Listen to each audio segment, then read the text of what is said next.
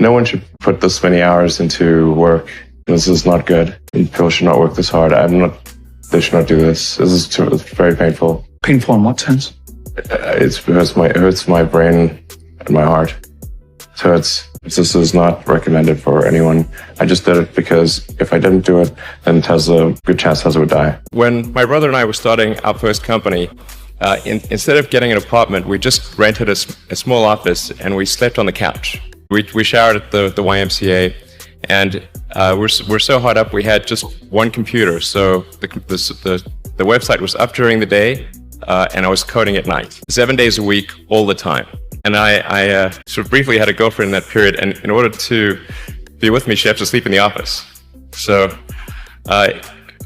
work hard, every waking hour. That's the thing I would say, particularly if you're starting a company.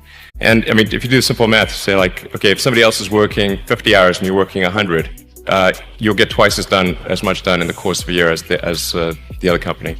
Tesla really faced a severe threat of death due to the Model 3 production ramp. Essentially, the company was bleeding money like crazy, and just if we didn't solve these problems in a very short period of time, we would die.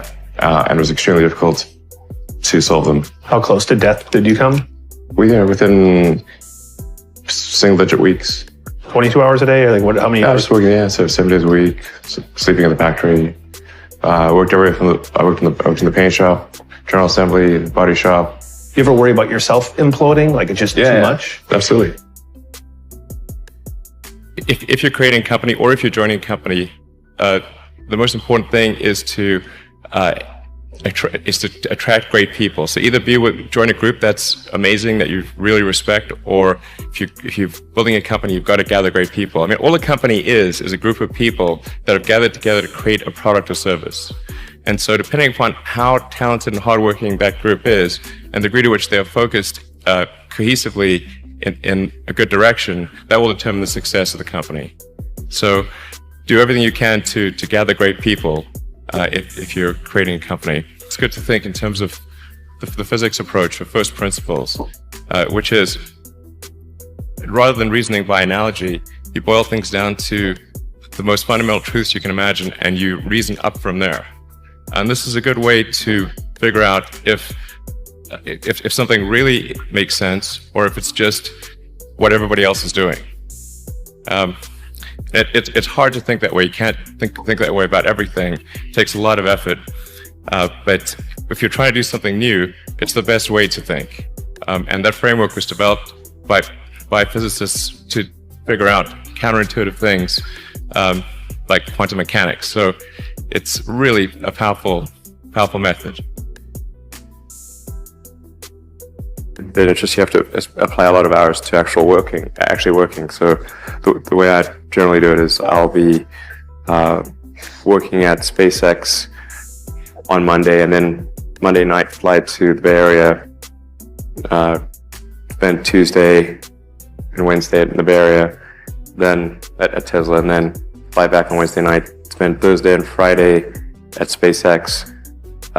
In the last several months, then I would fly back here on a Saturday and either spend Saturday and Sunday at Tesla or spend Saturday at Tesla and Sunday at SpaceX. Just showing up is half the battle.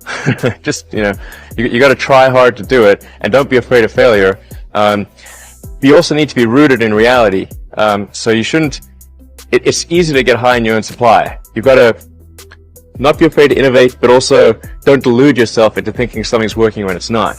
Or you're going to get fixated on a bad solution. Yeah, don't be afraid of new arenas. You can get a book, you can learn something, and experiment with your hands, and just make it happen. Find a way or make a way to get something done. But I think people can choose to be not ordinary. They can choose to not necessarily conform to the conventions that were taught to them by their parents. So yes, I think it's possible for ordinary people to choose to be extraordinary.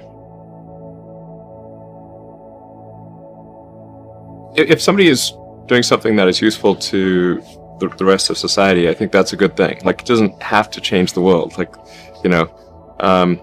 if you're doing something that has high value to people, if it has a small amount of good for a large number of people, I think that's fine. Like, stuff doesn't need to be changed the world just to be good. Being focused on something that you're confident will have high value to someone else, and just being really rigorous in making that assessment, because people tend to, a natural human tendency is wishful thinking. So a challenge for entrepreneurs is to say, well, what's the difference between really believing in your ideals and sticking to them versus pursuing some unrealistic dream that doesn't actually have merit? And that is a really difficult thing to tell. Can you tell the difference between those two things? Right. You know? So you need to be sort of very rigorous in your self-analysis. I think certainly extremely tenacious, and then just work like hell. I mean, you just have to put in, 80 to 100 hour weeks every week. But all those things improve the odds of success. Okay. I mean, if other people are putting in 40-hour work weeks and you're putting in 100-hour work weeks, then even if you're doing the same thing, you know that in 1 year you will achieve what they achieve. You will achieve in 4 months what it takes them a year to achieve. You construct this like there's this great holy grail potential in the future. You have to stay grounded in the short term. So because if you don't do things that pay the bills, you're not going to achieve the ultimate long-term objective. But it's nice to have that sort of holy grail long-term potential out there as an inspiration for coming to work. It's really a mindset. You have to decide we're going to try to do things differently. Well, provided that they're better. You shouldn't do things differently just because they're different. They need to be different and better.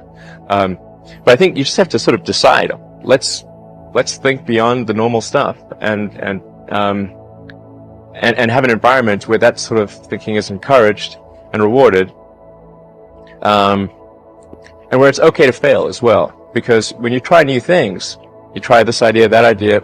Well, a large number of them are not going to work, and that has to be okay. If every time somebody comes up with an idea, it has to be successful, you're not going to get people coming up with ideas. You had that third failure in a row. Did you think, I need to pack this in? Never. Why not? I don't ever give up. I mean, I'd have to be dead or completely